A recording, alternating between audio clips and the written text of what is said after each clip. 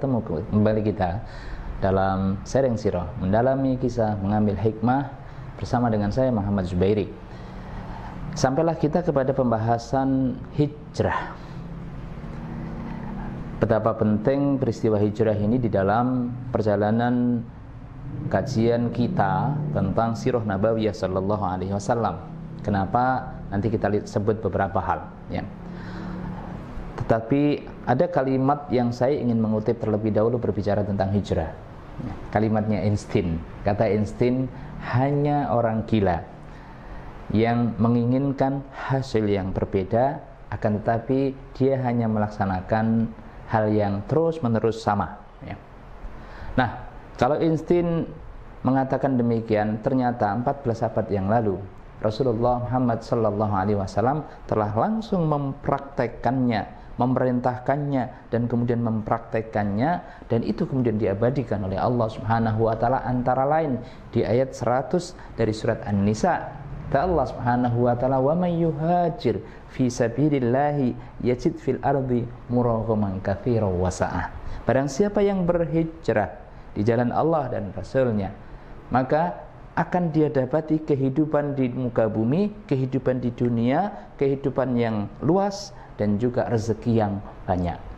Dan lanjutnya, wa may yakhruj min baitihi muhajiran ila Allah wa rasulihi tsumma yudrikhul maut faqad waqa'a ajruhu 'ala Allah. Dan barang siapa yang berhijrah, keluar dari rumahnya dalam rangka hijrah untuk Allah dan Rasulnya, kemudian di perjalanan dia meninggal, dia mati, maka sungguh Allah telah sediakan baginya pahala yang besar.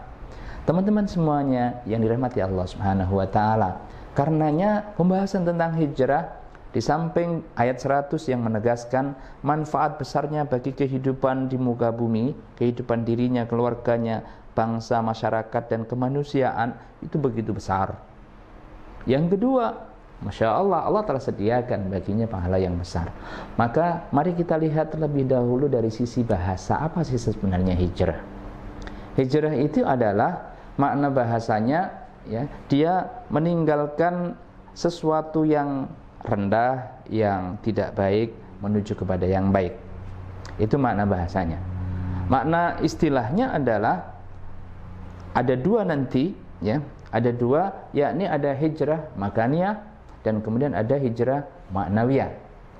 Untuk hijrah makaniyah adalah hijrah dari tempat yang satu menuju kepada tempat yang lain dalam rangka untuk mendapatkan ridha Allah Subhanahu wa taala, atau memudahkan untuk melaksanakan berbagai macam amal, keyakinan, dan berbagai macam amalia untuk mendapatkan ridha Allah Subhanahu wa taala. Di sejarah kita mendapatkan peristiwa yang pertama yang sudah pernah kita sampaikan, yakni hijrah ke Habasyah. Di mana itu? Habasyah itu kalau sekarang Ethiopia, Somalia, dan sekitarnya.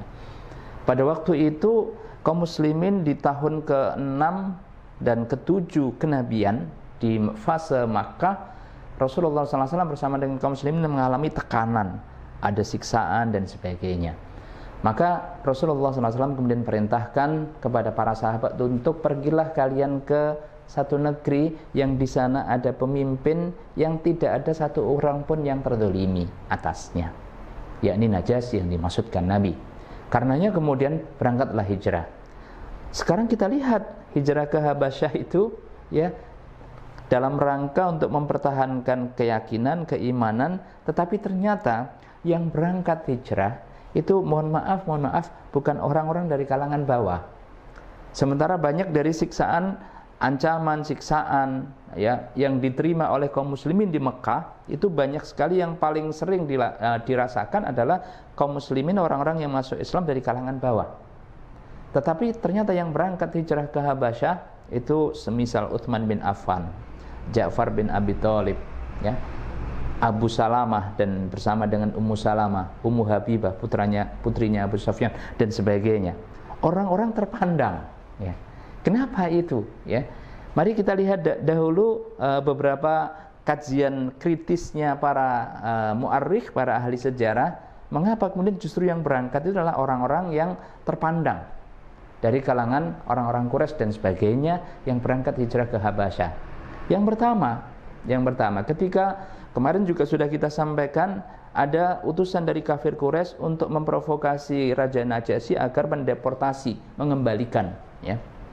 Siapa yang diutus adalah juru bicara yang luar biasa dari Quraisy yang sangat piawai, cerdas, Amr bin As, masih kafir waktu itu, ya. Beliau menjadi utusan orang-orang Quraisy untuk memprovokasi atau kemudian melakukan lobby kepada Raja Najasyi agar mengembalikan, mendeportasi orang-orang kaum muslimin yang hijrah ke Habasyah.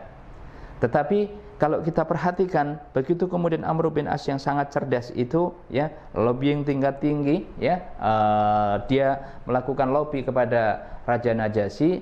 Justru kemudian orang-orang yang hijrah ini, kita tidak bisa bayangkan kalau mohon maaf yang hijrah itu orang-orang lemah, misalnya mantan budak dan beberapa orang lemah yang lainnya.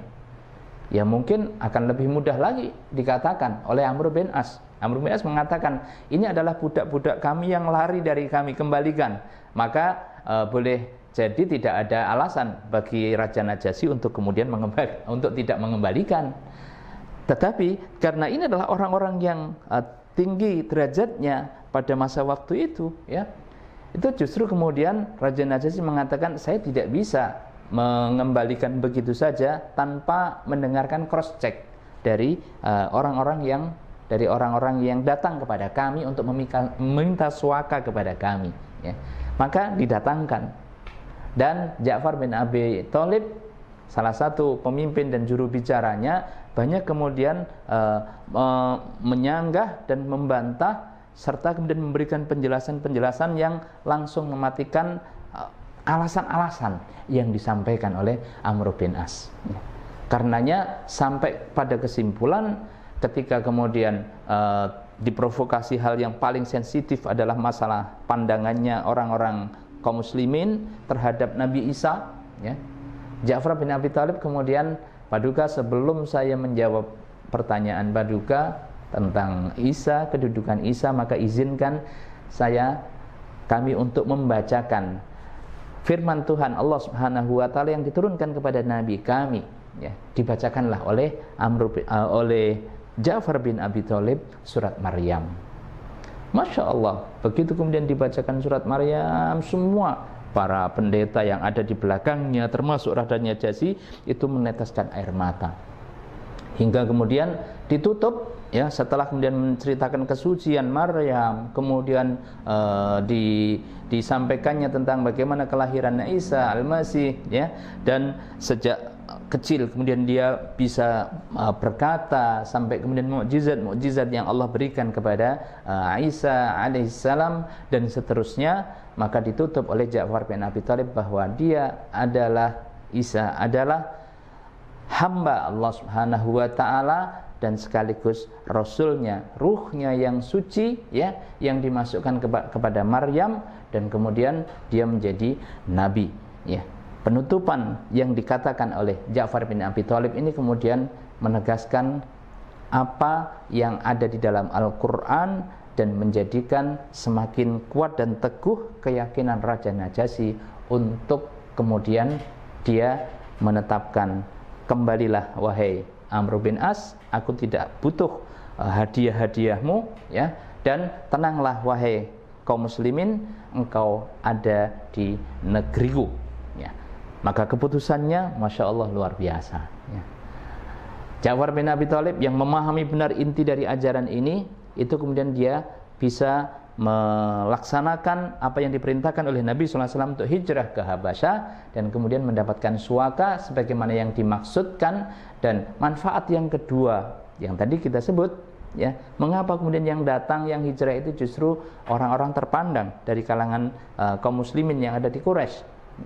Mereka bisa menjelaskan dengan sangat baik, bisa melakukan lobby dengan sangat baik, dan yang kedua bisa berdampak. Kita tahu Raja Najasyi dengan kerajaannya Habasyah itu adalah salah satu kerajaan yang juga ada kaitannya, ya, termasuk bawahannya Romawi, ya.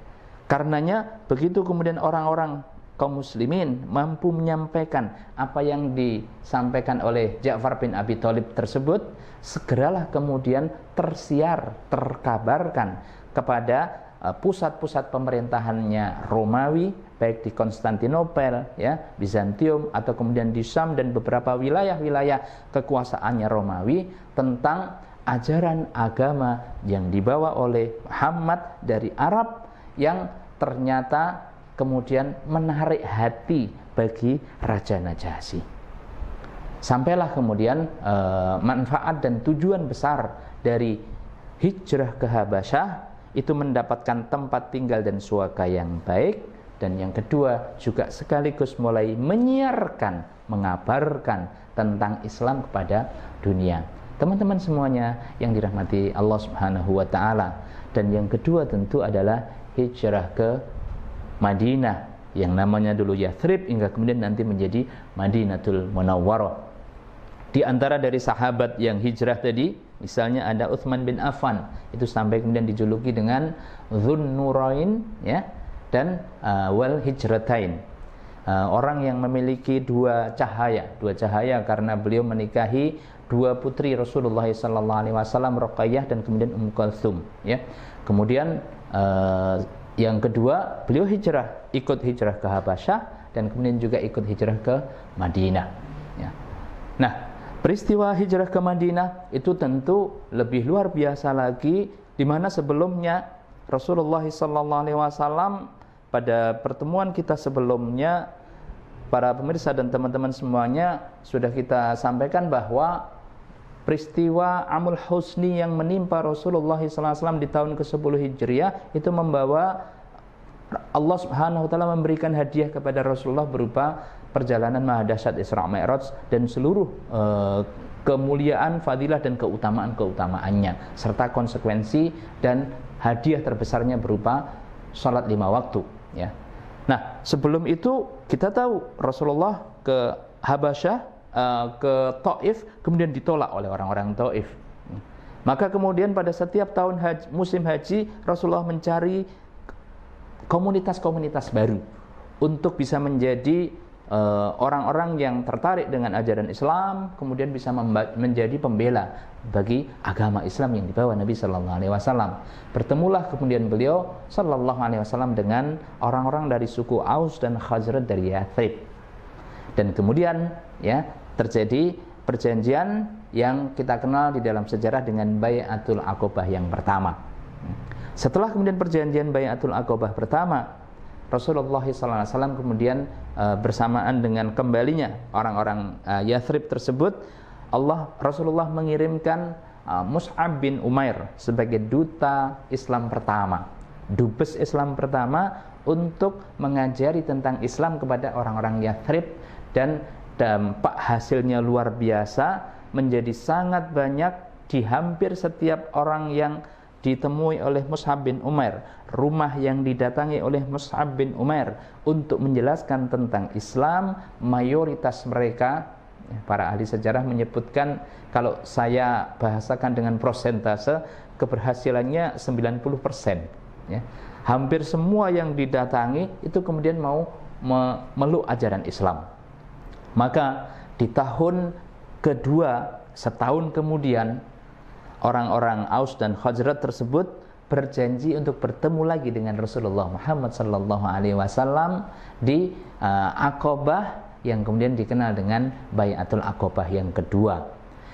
Apa urgensi dan pentingnya, ya, Bai'atul Aqobah kedua ini di samping Bai'atul Aqobah pertama? Kalau Bai'atul Aqobah pertama, orang-orang Yathrib ini berjanji untuk mau masuk Islam dan kemudian meninggalkan berbagai macam kebiasaan-kebiasaan buruk mereka, amal-amal buruk mereka, kejahilian-kejahilian yang sering mereka lakukan.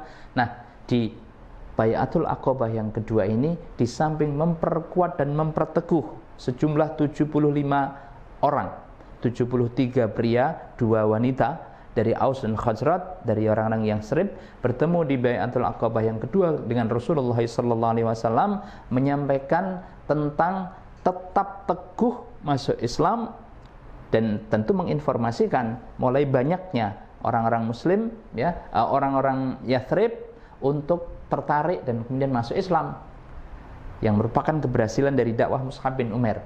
Nah, yang kedua, mereka berjanji untuk siap membackup Rasulullah dan dakwahnya, untuk siap membela ajaran agama yang dibawa Nabi Sallallahu Alaihi Wasallam, melebihi pembelaan mereka kepada anak dan istri mereka. Subhanallah, Masya Allah, dan luar biasa. Inilah yang kemudian menjadi penyebab utama, ya, para ahli sejarah menyebutkan ini menjadi penyebab utama hingga kemudian Rasulullah SAW perintahkan kepada kaum muslimin untuk berhijrah dari Mekah ke Madinah. Dan tentu pula, ya, di samping karena wahyu Allah Subhanahu wa taala, Allah telah atur bahwa ketika terjadi kemandekan di dalam dakwahnya di Mekah, maka ternyata Allah menghadiahkan kepada Rasulullah SAW tempat hijrah yang baru yang bisa menjadi dua basis sekaligus, yakni basis teritorial dan sekaligus basis massa. Basis teritorial yang baru, basis teritorial yang relatif kuat dan bersih dari berbagai macam unsur-unsur yang menghalangi atau menolak dakwah. Dan kemudian Masya Allah, ya, sekaligus juga menjadi basis massa, sehingga mayoritas orang-orang asli Madinah itu kemudian mereka menerima ajaran Islam, sehingga siaplah mereka semuanya untuk menerima kedatangan dari kaum muhajirin. Mulailah kemudian tahun ke-12, mulai di tahun ke-12 kenabian itu Rasulullah telah perintahkan dan kaum muslimin mulai berangkat untuk hijrah. Nah, keberangkatan kaum muslimin untuk berhijrah ini macam-macam, ya. Ada yang sembunyi-sembunyi, ada yang terang-terangan seperti Umar bin Khattab misalnya, ya. Beliau mengatakan, memberikan pengumuman, mungkin kalau sekarang di-share ke semua medsosnya, ya. Di-share, barang siapa yang ingin anaknya yatim, ya, atau istrinya janda, maka silahkan cekat saya, Umar bin Khattab, saya besok akan berangkat hijrah, lewat sini, begitu. Itu Umar, model Umar bin Khattab, ya. Ada juga semisal yang tadi kita sebutkan juga ikut hijrah ke Habasyah. Ada Ummu Salamah dan Abu Salamah, sang suami istri, di mana ketika mereka pulang dari Habasyah, ya, ke Mekah, itu kedua-duanya ditahan oleh keluarganya. Abu Salamah ditahan oleh keluarganya sendiri, Ummu Salamah ditahan sendiri. Nah, ketika kemudian Abu Salamah bisa melepaskan diri, segera kemudian ikut berangkat hijrah. Nah, saat kemudian Abu Salamah ikut berangkat hijrah, maka kemudian keluarganya Abu Salamah ini kasihan juga kepada Ummu Salamah untuk kemudian menyampaikan kepada keluarganya, ya, berilah kesempatan kepada, apakah kalian tidak kasihan, ya, kepada wanita ini? Biarkan dan berikan kesempatan dia untuk segera menyusul kepada suaminya. Walaupun mereka semuanya keluarga besarnya masih musyrik, akan tetapi kemudian rasa kasihan itu kemudian tumbuh, muncul, dan dibiarkanlah kemudian dilepaskan Ummu Salamah untuk menyusul sang suaminya. Ini punya anak satu, ya, dia punya anak satu, Ummu Salamah ini. Tetapi kita tahu bahwa Ummu Salamah ini, Masya Allah, ya, wanita yang bisa dibilang bunganya Mekah, ya, wanita yang paling cantik. Nah, kalau istilah anak-anak sekarang apa istilahnya? Wanita Mahmud Abbas istilahnya, ya. Apa itu Mahmud Abbas, ya? Mama-mama muda, ya, anak baru satu. Masya Allah, ya. Maka kemudian begitu dilepas, berangkatlah Ummu Salamah ini untuk hijrah, ya. Kita sebutkan kisah ini karena menarik, ya. Wanita yang paling cantik bawa anak satu, kemudian berangkat hijrah dengan apa? Jalan kaki. Jalan kaki Ummu Salamah, ya, sehingga begitu kemudian begitu keluar Mekah, ketemulah dia dengan orang yang namanya Utsman bin Thalhah. Utsman bin Thalhah ini begitu tahu, loh, Anda mau kemana? Saya mau menyusul suami saya untuk ikut hijrah ke Yathrib, menyusul Rasulullah SAW, ya. Dengan siapa? Ya tidak ada siapa kecuali aku bersama dengan Allah dan anakku ini. wanita, ya. Wanita sendirian paling cantik, ya. Tetapi kemudian keteguhan imannya dalam rangka hijrah itu siap untuk berangkat walaupun dengan berjalan kaki sendirian, hanya bersama dengan anaknya, tetapi dia tetap tegas mengatakan bersama dengan Allah.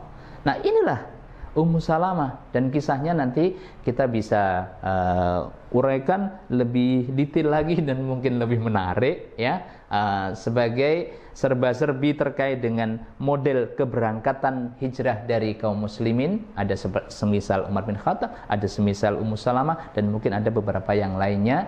Dan jangan kemana-mana, tunggu kisah menariknya Ummu Salamah dalam berangkatnya hijrah ini, sampai kemudian teman-teman semuanya bisa mendapatkan kisah yang istimewa ini. Tetap di Sharing Sirah, mendalami kisah, mengambil hikmah, bersama dengan saya Muhammad Zubairi. Terima kasih. Assalamualaikum warahmatullahi wabarakatuh.